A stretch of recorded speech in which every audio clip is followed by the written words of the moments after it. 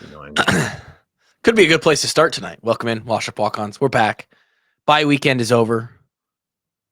Grant is here. G-Bone. Kevin is here. Actually, you know what? Kevin Ward, good to see him back out there. I was on the last podcast, you asshole. Haven't seen him in a while. I don't know. You were called just a recurring guest on Twitter this weekend. Was I? Yeah. Well. Yeah. I think I'm going to bring up the old reviews. We're going to start with that. By the way, as you hear this, and you can see it on the screen, hey, smash that button. Smash your face right into that subscribe button. But more importantly, smash your mouse right onto that walk-on store button. TheWashUpWalkOns.com. We've got the Christmas run that is still live as you hear this for the next 3 days until November 20th. Christmas edition, Goat Wallace. A couple new Hawks by a Million looks in there. One that's here to stay, one that's more holiday themed. Kirk's Dogs is back in stock. If you missed out the first time earlier at the beginning of the season, throw that in on the cart. And if you're just hesitant and you just don't want to do it, well, maybe wait around till Black Friday, because there could be some deals going on for Black Friday, some incentivizing of purchasing, trying to be a real company around here. We want Hawks by a Million and Washed Up Walk-Ons merchandise everywhere. Obviously, we want to build the donation for the kids. Participate. Check out our store. We love you. Thank you. Yeah, Kirk's Dog Shirt is the official stocking stuffer of 2024. Can you imagine? Is that from Santa himself? That is from the big guy himself. St. Nick said it. St. Nick. The elves are going nuts up there when they saw the Kirk's Dog Shirt. They're like, holy shit. Holy shit, okay. So are they Santa's dogs then? Or is that technically Santa's dogs? Is that technically the reindeer? I don't really know how that works. Santa's deers? Santa's deers? Are they with a Z on the end? It is deer plural. It's plural and singular. Oh, okay. But I think deers is actually technically correct if you write it that way too. Is one of the weird things where it's technically like a score of deer or like a fathom of deer or something. I don't know. I don't know if it's one of those weird animals. Maybe. We're gonna bring up one of these reviews that I saw because every once in a while I check them. Last time I was like, I'd like to see if there's any more reviews. Then I went and saw, and it was like, oh wow, somebody really got into it. November 7th. Listen to every podcast. 5-star review, by the way. Listen to every podcast. I was sent into depression when Drake left. Saw the email on Patreon that he came back. Instantly got hard. Whoa. I always listen while driving. I'm going to watch this one. Kluver can get annoying, but he's still very intelligent. Shout out to the one guy who thinks so. And love listening to him. G-Bone and the Broncos rock. Broncos Nation, baby. Kevin never shows up. Kevin never shows up, so he's just I don't care if he's there or not. Need to bring top fives back. Love this show. We'll always listen. Hawks by a Million. We do need to bring top fives back. That's a good. We got to do some top fives. Yeah. Maybe we could get a little Christmas top five going as we roll into the holiday season here. Oh yeah. I think we did not last year, but maybe the year before that we did top 5 holiday movies or Christmas movies. Did we once upon a time do that? I feel like we did. I believe you are correct. Yes. So maybe we just go top 5 Christmas, all of Christmas. You could do a movie, you could do a food, you could do some aspect of Christmas season. That too broad? It's our show. We can do whatever the fuck we want. Yeah, right. You're goddamn right we can. When's the last time we even did a top 5? It's been years. It's been a long time. Yeah. We did like a blended top 5 for the NCAA video game release.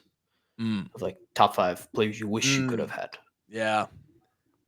Unofficial top 5. We need to do a legitimate one. Top 5 presents that you got as a kid. That could be a good one. I remember when I got that PS2, baby. Oh, yes. Ooh. PS2 is a good one. PS2 is a good one, man. I have to go back and think because, I might have to pull out like Christmas pictures that my mom has printed out. I don't remember all my gifts. Anyway, appreciate you guys helping out the store. Go check it out. It's still live. Again, we're going to have Black Friday sales as well. Might even do a little 12 days of walk on Christmas this year. Some giveaways around the holiday season based around that whole theme. But we'll see what that looks like as we get into it. Big weekend of football. Did the Broncos play today, Grant? Oh, did the Broncos play today? We absolutely mopped the floor with the Atlanta Falcons today, securing us our victory, a sweep over the NFC South, undefeated against the entire division. Wow. Absolute domination over them. It's just a shame that you're in the AFC West. And it's a shame we're in the AFC West. But I'll take it anyway. Bo Nix, unbelievable today. Offensive Rookie of the Year, for sure. He's looking like he could be the real deal. Oh, I think he's our guy. I feel great about it. I'm believing. I believe in Bo. You believe. So you got your franchise guy. Mhm. What do the Broncos need next? You're the GM. What do they need to get over that? Let's call it the Chiefs hump. They need Patrick Mahomes well, to fucking I'll die. say, well, we're gonna need some sage. Is what we're gonna need first. We're gonna have to cast out some demons. The devil magic that the Kansas City Chiefs have been doing recently. That's step one. Two, I'd like to draft maybe some more offensive weapons. I feel like we really need a solid tight end. I think our tight end room is thoroughly average currently right now. That's no disrespect to Mr. Dolchich over there, but there's a couple solid dudes in the draft this year that I think we could pick up. That would be nice. We got a guy over at Penn State that's like the best in the country, right? Yeah, or there's a guy at Bowling Green who's a absolute stud as well. I mean, the thing about needing a tight end is like you can always get the best tight end on the board if you want to. Like very rarely those guys go in top 10. So you can always get the best tight end on the board if you really wanted to. Unless it was the year that TJ and Noah both got drafted. What did TJ go with? TJ go 10? I thought he went 9. Did he go? Or was he like 11? He was like 8 through 10, I think. Okay. And then Noah was like 17th. Oh, no, 120. Oh, to the Broncos. Yeah. But yeah, it is kind of funny when I was having the same discussion and I had some buddies text me like, hey, does Iowa have any tight ends come to the draft this year? Like not even like, oh, we need a specific guy, just first tight end available. Who's Iowa's tight end? We will draft them. Yeah, just we don't need to see any highlights. Just it'll work. It'll be interesting because Lachey is such a good talent when he's fully healthy, but we just haven't had him like that in a while. Yeah, his career took a real turn last year. Like he easily could have been a top 3 round draft pick at the beginning of last year. Like had he progressed as we expected him to, but just the injuries mopped up and yeah, we'll see. I mean, the legacy lives on as far as Iowa goes. I mean, Ostrenga, who also has battled health this year, and Ortworth, these two guys both look like they could be top 5 college tight ends if they ascend, but who knows?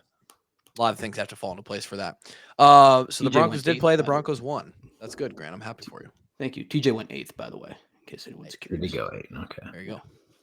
That's really high for a tight end. Kyle Pitts set the record when he went 4th, or has any tight end ever been like drafted higher than that? Hold on. Hold on. The producer is producing. It was Pitts. That's incredible. 4th. So it's crazy. Okay, the Hawks didn't play. Obviously, we have nothing to recap tonight. Might be a shorter podcast. Who knows? There's some things to talk about. Jon Gruden got hired by Barstool. Tell you what, man. Now that guy's made a lot of money. Is he just doing that for fun or what? Has to be. Unless he just blew it all on gambling. He seems like a gambling man. Coke and hookers. Yeah, exactly.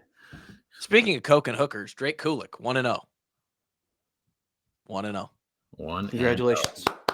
Wanted to update the people. Wanted to start with that, actually. And it took me 9.5 minutes to bring it in. I know a lot of people were interested. We were getting tweets. I was getting DMs. Hey, can you update me? Like I was just as much in the dark as y'all were. The only updates that we got were basically Kevin and I's group chat with him in the Benton chat. Like, hey boys, I got the flu. It's like Thursday or Friday. He texts us, I got the flu. I feel like ass. I'm gonna have to battle to like through this thing. Like this is gonna be absolute war. Then like we were texting him the morning of yesterday. He's like, the waiting game is not good, but I feel better. Got some IVs, got some fluids. And then about 9:00, Ike sent a chat, something like, let's fucking go, boys, go to war, or something like that. And at like 10:45, Drake responded that he won the fight. And so there you go. Said it wasn't pretty, but he got his hand raised. So Yeah. I hope there's footage out there somewhere. I would love to see it. Kev, here's the real travesty of this: is these guys train a lot. These they are doing something that is just brutal, like combat sports. How do you get into something like that? And like the promotion or anybody involved, they all decide, let's just not film this. Yeah, I don't know. And then he says because it's on a reservation, that's why they can't. I don't get it. Drake's lightly informed theory on it was that the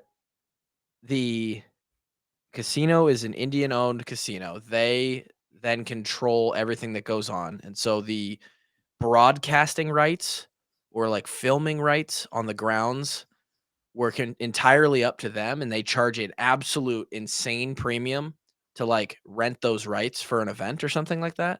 And the WFC, whatever the promotion is that he was fighting under, just decided, yeah, we're not able to fork up the cash for that. Like, I'll be honest. I would have bought this. I would have bought this for $20 to watch Drake. 1,000,000%, yes. And it, like, I feel like, and then they're not banking on a whole podcast listenership, like wanting to watch some guy fight. But I there bet was a there's decent at least a couple hundred wash up walk-on stand that would have paid $20. Absolutely. And then you have all the other people that are participating. They all have 5 or 10 or 20 friends who would have bought the fight. Like, I feel like you could have made it, at least could have come out even on that thing. I don't know. Then you have footage, you have clips, you can promote better. I'm not, don't ask me, but it sounds like something you would want to do. So Drake won. The guy he ended up fighting was not the original guy that was on the promotion graphic that we had posted to Instagram when it came out. The original guy had some health complications. Called Drake like a couple days or like maybe the day after he came on the show randomly last week or 2 weeks ago. Like, hey man, I got to drop out. And so they filled him in with a guy that was like 20 pounds heavier on short notice. And so Drake went in there, won a 3-round fight with the flu against a guy that he was not prepared to fight weight-wise. Got it done. 1-0.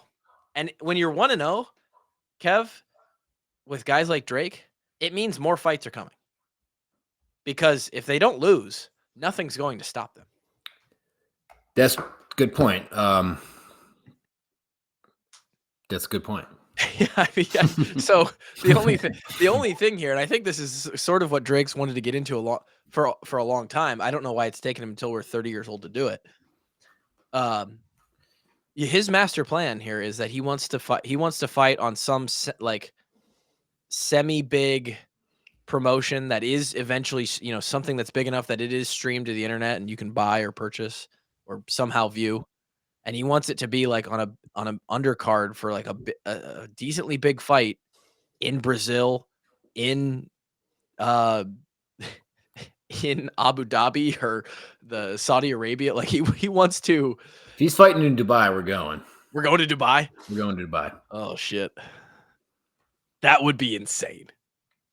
If the whole boys took a trip, the boys trip to Dubai. That would be absurd. Absolutely. Oh, and he would be fighting someone legitimate too. Like, there's a decent chance we all fly across the entire planet. He's fighting some Dagestani, and he gets absolutely wrecked. He just gets worked for like 10 minutes, gets choked out. And we're all like, "Oh no, our friend just got choked out halfway across the planet."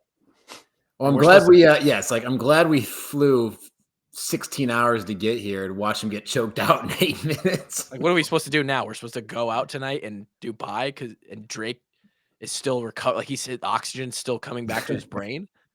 That would be. We'd really need him to come through on that. Yeah. If it's in Brazil, I'm not going to Brazil. What's your deal with Brazil?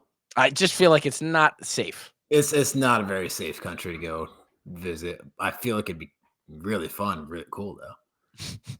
I'll say the Packers were just there. You can't. Well, Doug Kluver can't go. Yeah, the Packers also have paid their security staff millions upon millions of dollars. yeah. The infrastructure of security. The and NFL, I'm sure dropped at least $5 million in security for that game. Hey, well, subscribe to the Patreon, and we'll work on it. The walk-ons might be able to foot the bill. All right, QR code up in the top left. No, but I don't even remember how we got there. Coke and hookers, Jon Gruden. Yeah, did you see any of the clips of him walking around? I think he's going to be maybe hanging out at the Chicago office because he was with Big Cat. He's walking around. He's like, this place is incredible, man. I don't even know what I'm doing here. Yeah, dude, he loves football. I just love ball. I love guys who all love the same thing.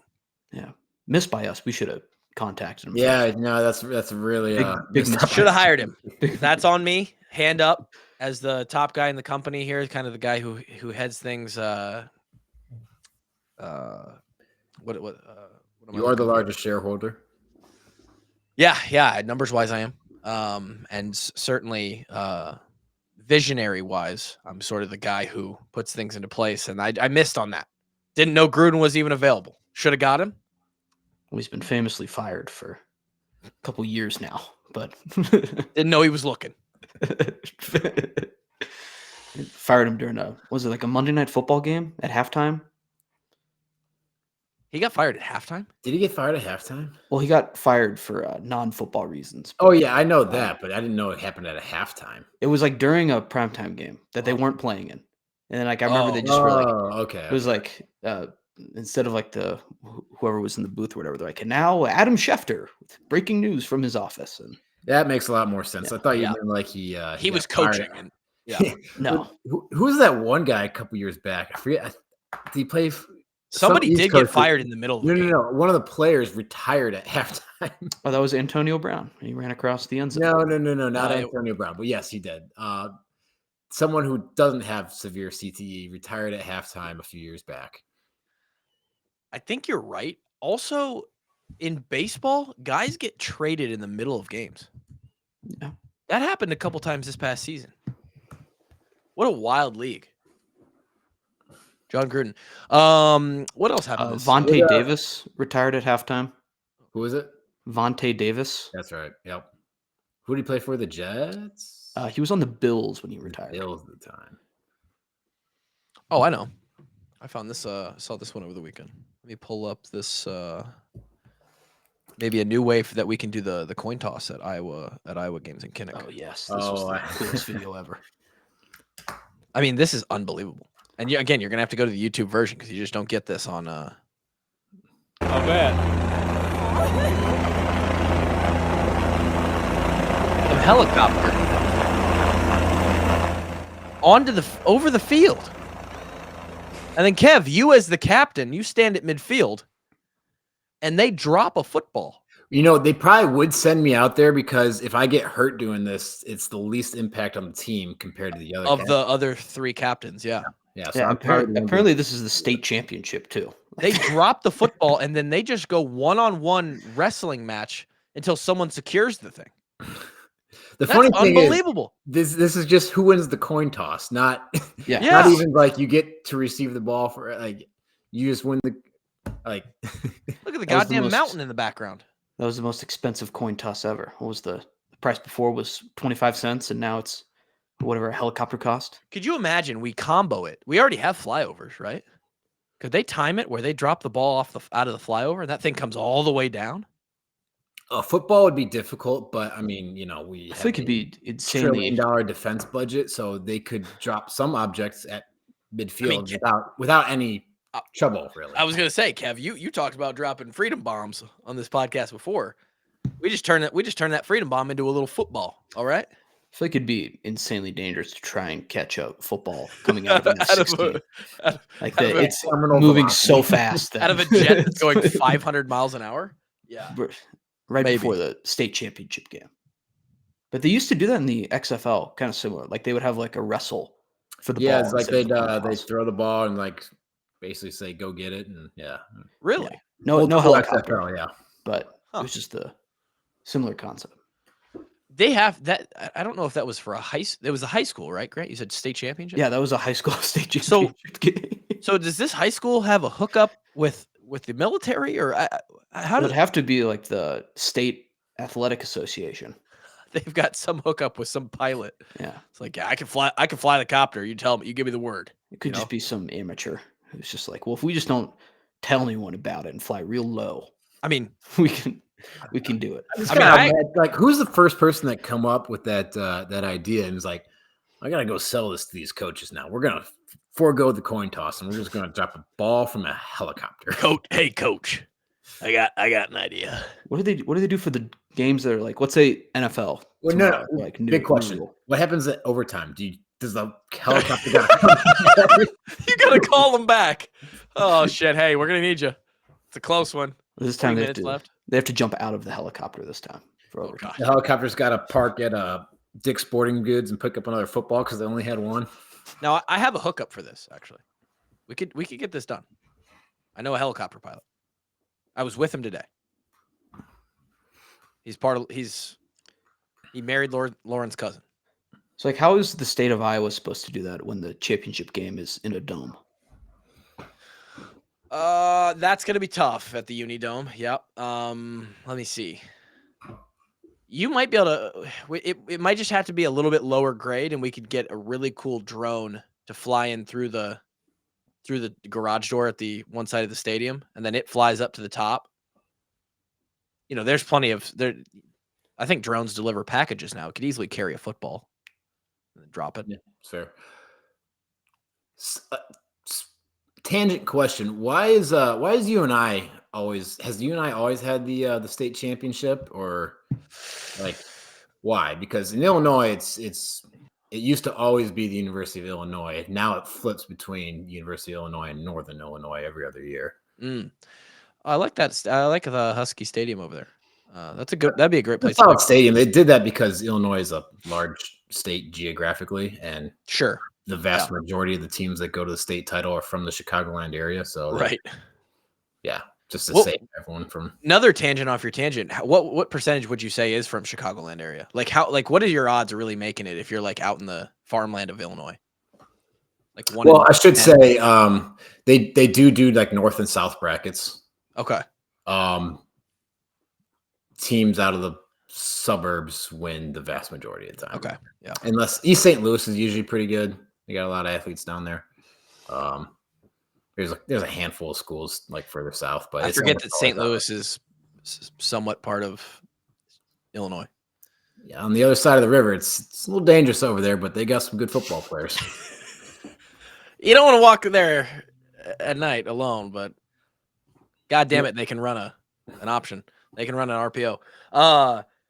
So you and I don't know, Grant, can you search that? Search Iowa High School Football State Championship, and I know it's been there.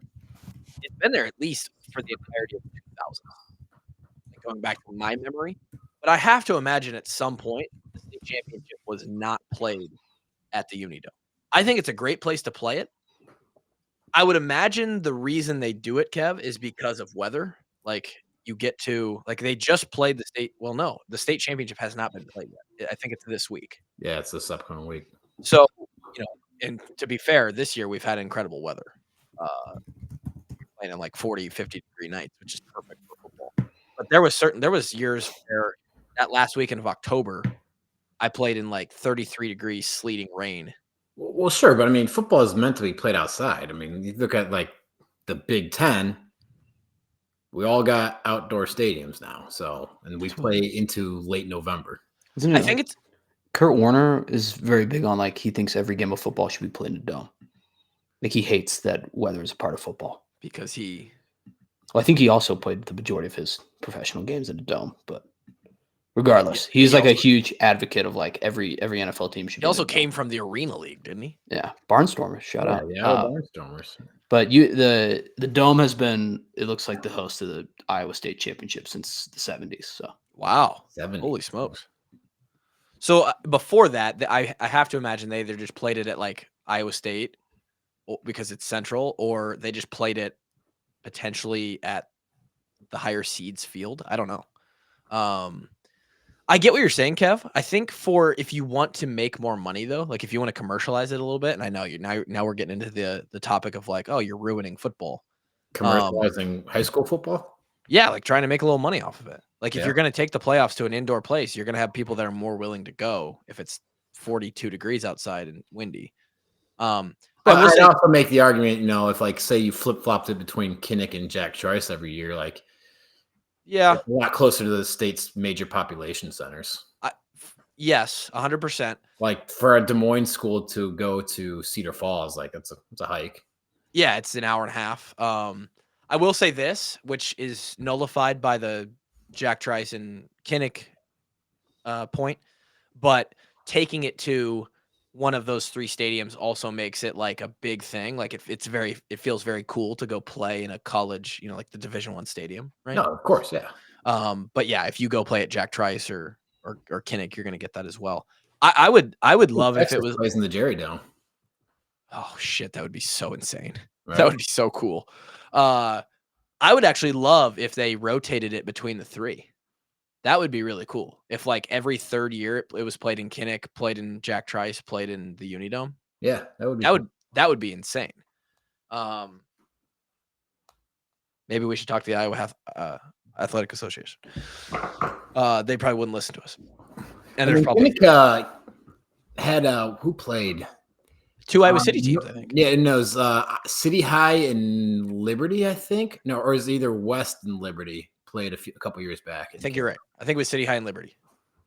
And they called it no. It was what did they call it? It had a cool name. They did call it something, yeah. And I think like a lot of people went too. I want to say it was like 20,000 people showed up or something. It was like a spring game, yeah. That would be insane. Mm-hmm. High school football game inside Kinnick Stadium. God, I would have been juiced. All right, let's talk some college football. What happened this weekend? Anything important? Should we recap some awards winners? How'd you boys do? We can do awards winners. I went 2-1. 1 and 2. The All right, one that was awards winners. Good job. And moving on to the next segment. and Grant went 46 and 42. So Illinois crushed Michigan State. Oh wait, hold on. This is Which just makes me feel even worse about the Hawks' loss to Michigan State. Correct. Since that game, they've lost 3. They're 0-3 and have lost by like a combined 66 points in their next 3 games. That's don't depressing. want anyone to know that. It's truly depressing. Yeah, and we got our ass kicked by them. I cannot, for the life of me. I think that's going to be, there's some games that stick out every year where you're just like, huh, or like our senior year, Kev, when we beat Ohio State, you're like, huh. Mm-hmm. And that's going to be one of those games that people remember. Like, you remember that 2024 Michigan State game? Like, we couldn't tackle anybody. I don't know what was going on. I hope we can get a couple of the guys on this year, some of the seniors that are moving on to whatever they're moving on to come on here and maybe shed a little light on that. Specifically some defensive guys, because it seemed like they were even at a bit of a loss. But yeah, Illinois crushes Michigan State. I believe that was at Michigan State too. I think it was at Illinois. Oh, was it? I believe it was a Champaign. Yeah. Okay. Beautiful this time of year. Yeah. Huge home field advantage. But shout out Bert. Love Bert. LSU straight up loses to Florida. Unfortunate one for me. And Grant was on that.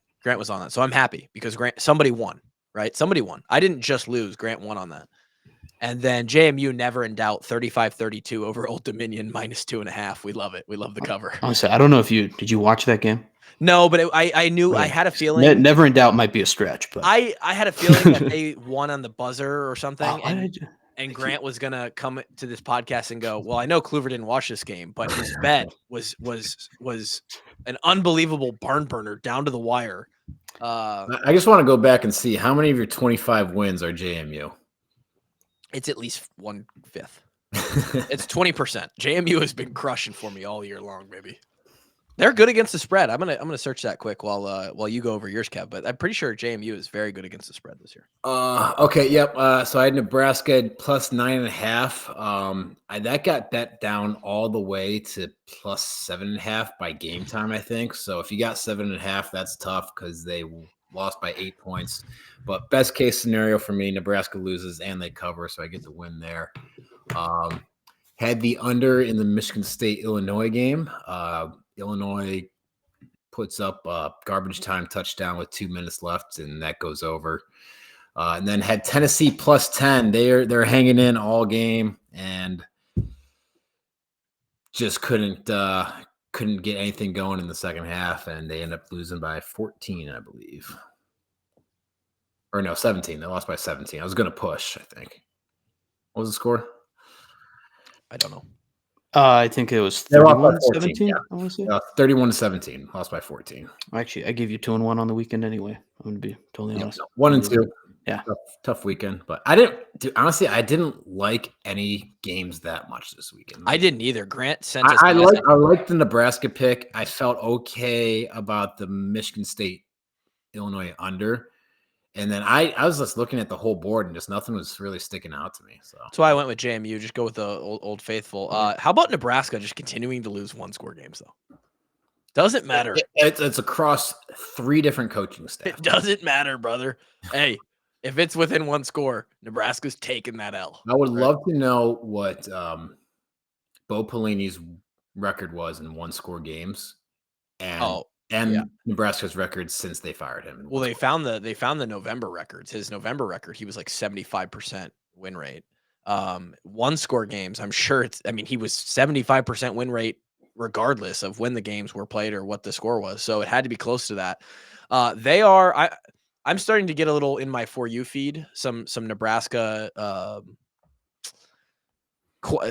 fans questioning themselves, questioning the team, a lot of questioning of Rule. And I know it's year 2, but and they started out okay, but they are in a tough spot. And I actually talked to Searles about this.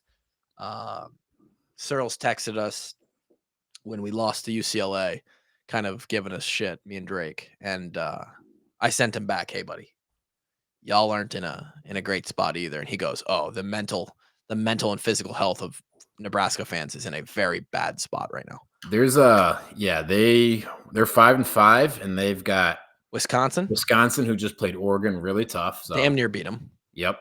And then they've got the Hawks day after Thanksgiving, which is a 1-score ball game almost assuredly until eternity. So there's a decent chance they don't go bowling in year 2 when it looked all but locked up through about 4 or 5 weeks. And then Indiana came and hit them like a train, and the wheels just fell off. Yeah, they rearranged Nebraska's face, and it really messed up their entire season. By the way, James Madison not as good against the spread as I thought they might have been.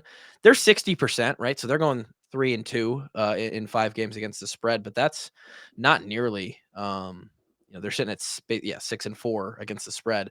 Do you want to take a guess at the 2 best teams? We'll say the 5 best teams, all at 80% or more against the spread in the country. In the country, Army's one of them. Okay, they're number 1 at 87.5% against the spread. I'm guessing Oregon's pretty good. They didn't cover this week, obviously. But actually, no. Where is Oregon? I guess they actually struggled earlier in the year. Now that I think about it, in their first couple games, they definitely. I might have looked over them, but I don't see Oregon. Yeah, no. Now that I think about it, they're probably not up there. Army's number 1. Indiana's got to be up there. Indiana is number 6 at 77.8%. What about whoever Florida State is playing? Oh, actually, excuse me. Indiana actually slides in there at 8-2 against the spread, 80%. Who'd you say? Whoever Florida State's playing? That might be a good guess. Yeah. Number 2 in the country is Tulane at 9-2 against the spread, 81.8%. And then Penn State.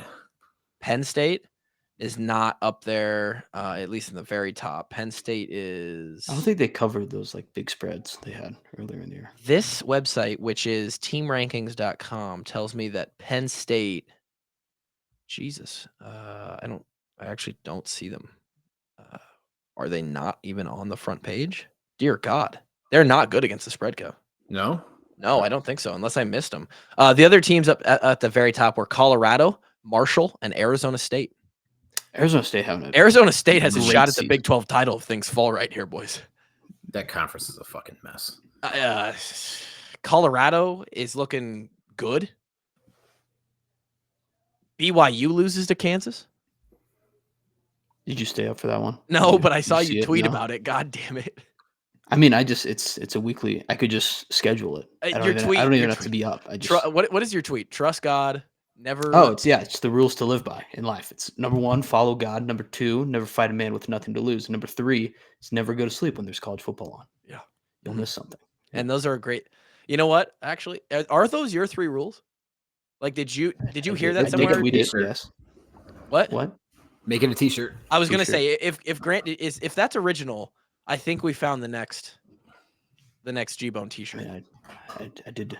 I mean, I don't think I invented like people living by following God, but I like Adding the I don't know. third It's rule. it's my tweet. Yeah. Okay, adding the third rule. Okay, so we just found it, and we are gonna find a way to make that into a T-shirt because I will buy that T-shirt, and I think a lot of people. There's been people asking about more G-Bone specific stuff, and I was like, well, Really? he just Oh. hates it. He hates when we put his name on something, and they're like, well, he's gonna Even have to better. accept.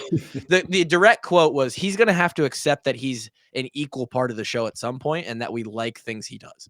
So there you go. The Big 12 is an absolute shit show. Iowa State at one point was a lock for the championship game there. They actually did find a way to win after some struggle against Cincinnati yesterday, but they do not control their own destiny quite yet. I believe right now it is Colorado and Should be BYU still. I think it is still BYU. They would be the only teams with one loss in the conference, and they would be in the championship. Arizona State and Iowa State both still have a chance. Arizona State beats Kansas State yesterday, who is one of the other front runners this whole year. So Smacked them. Yeah. interesting stuff going on. Have you seen Grant? Have you seen some of these? Maybe this is the thing for the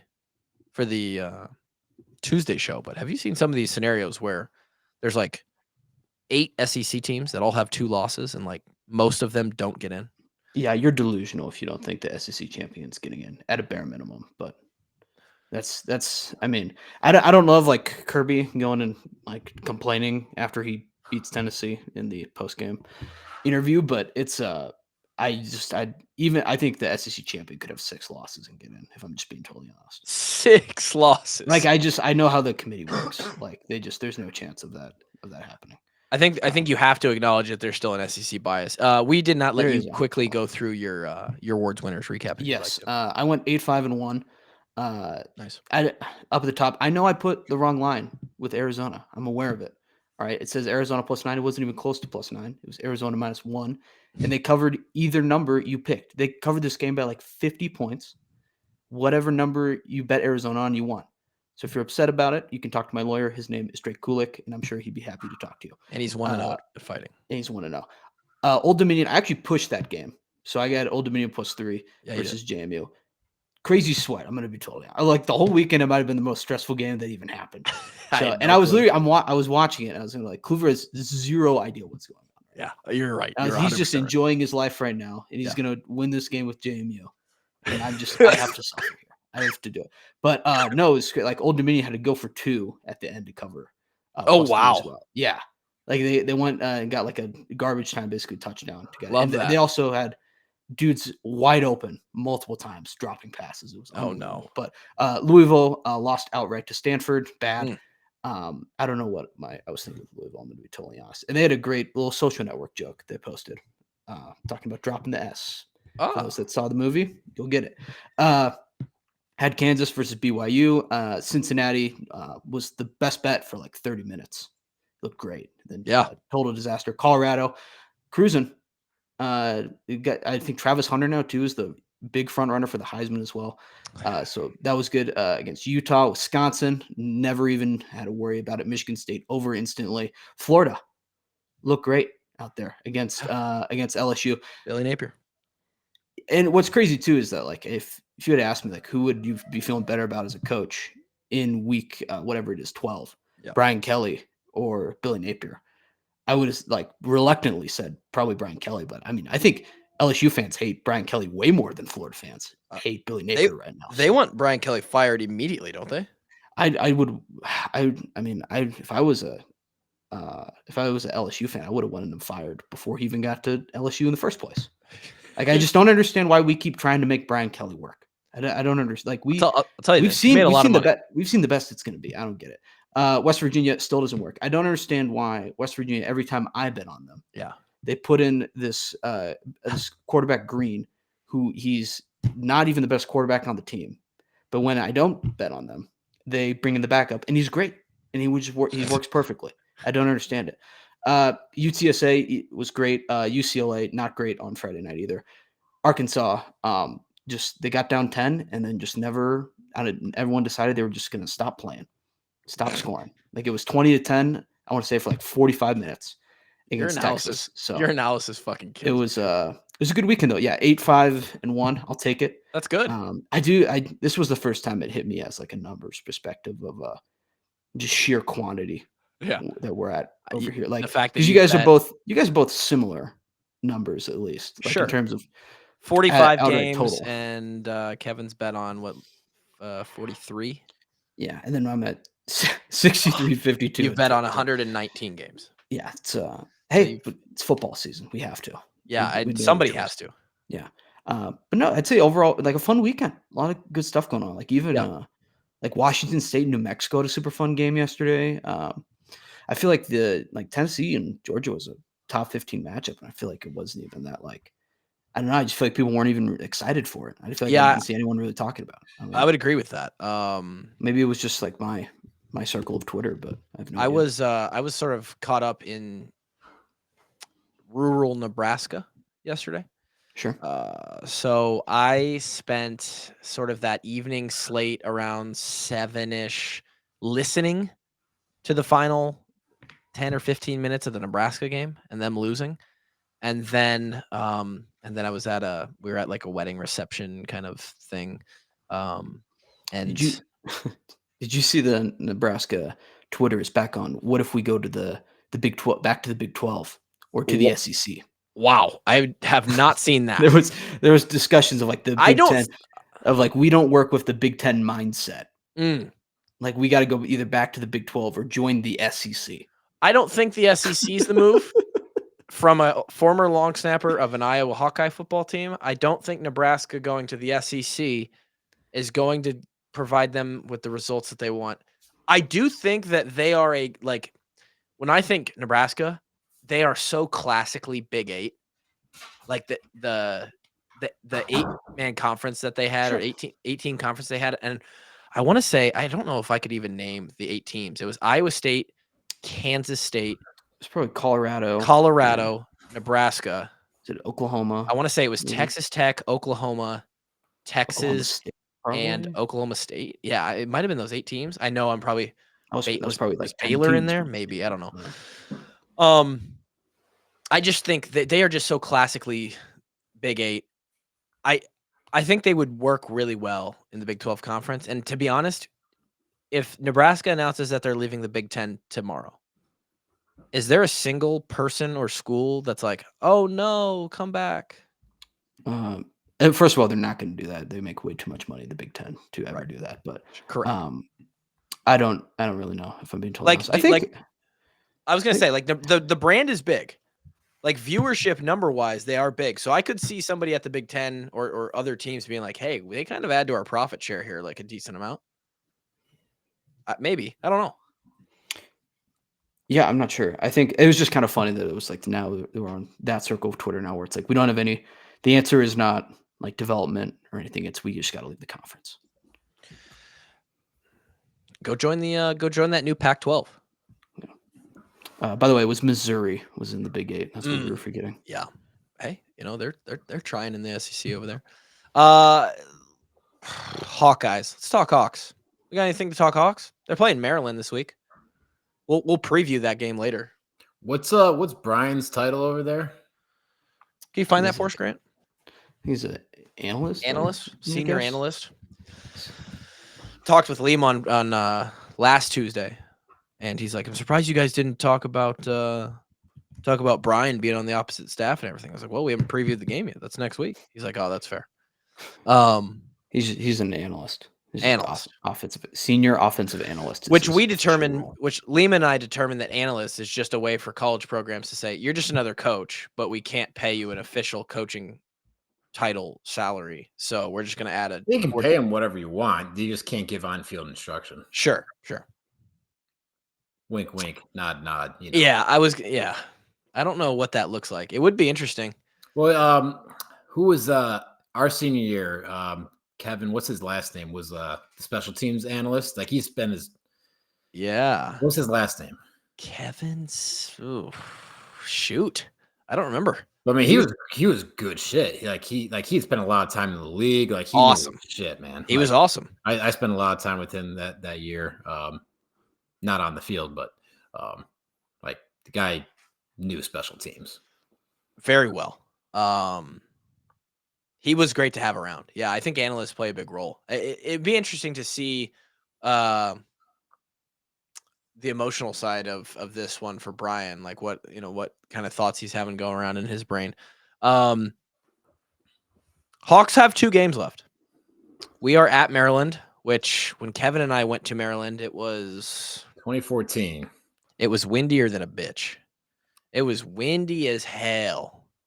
We went up 2 touchdowns and then we lost. And then we didn't. And then the rest of the season kind of went to shit from there. I think that was the start of the bad season. I think we were 6-1 going into that game.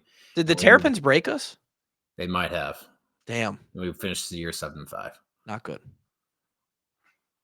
That and we almost brought it back and got an onside kick and tried to win that game. We really tried. Yeah. I remember we went up 2 touchdowns early. You know what? Rudock threw a pick 6. God damn it. I knew it was Rudock's fault. Had to be. Iowa versus Maryland football 2014. I'm curious to know.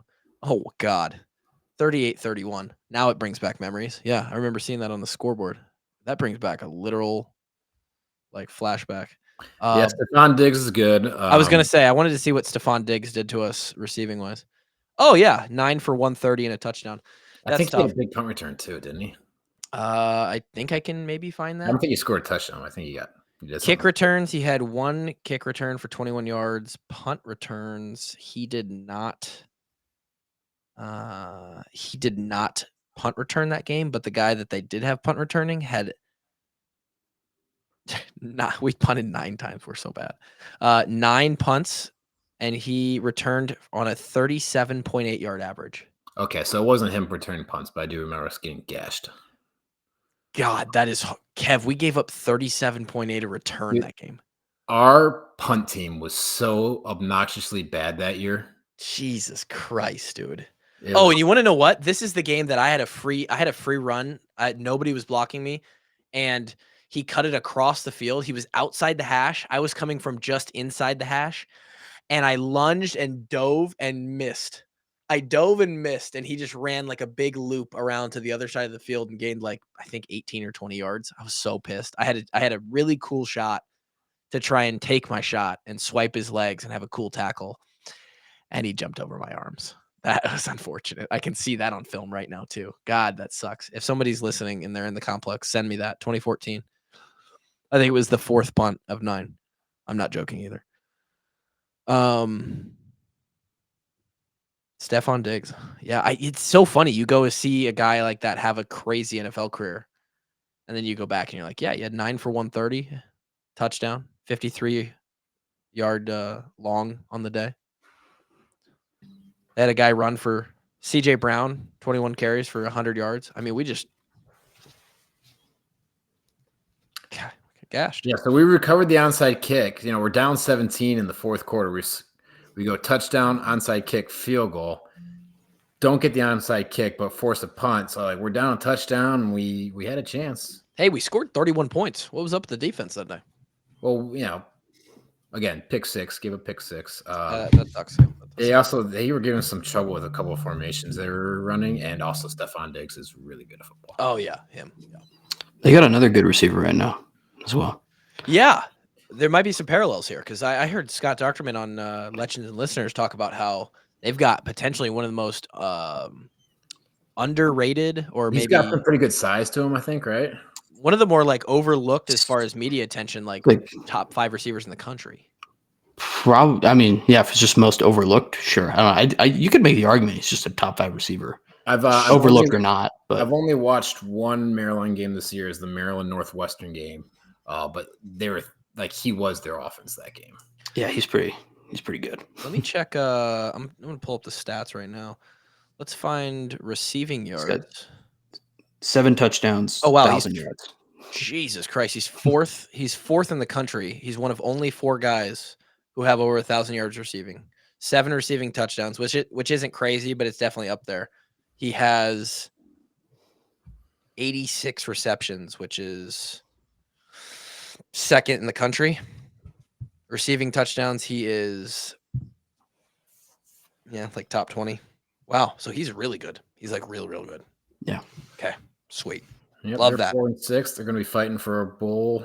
Yeah, they're still fighting. Actually, looking at like the Big Ten records, like outside of Purdue, everyone's got a path to a bowl game. Yeah, it's a complete cluster. There's just one big tier of like, you're kind of okay sometimes, and sometimes you're kind of bad. You got the 4 teams. You got Oregon, IU, Ohio State, and Penn State that are in that first tier.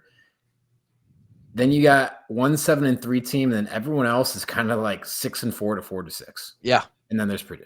A lot of fighting for bowl games still left on the line, and both of our opponents. Purdue's bad. Both of our opponents are going to have that potential urgency. Who knows if they actually bring it, but they will have that potential urgency when we go to play them.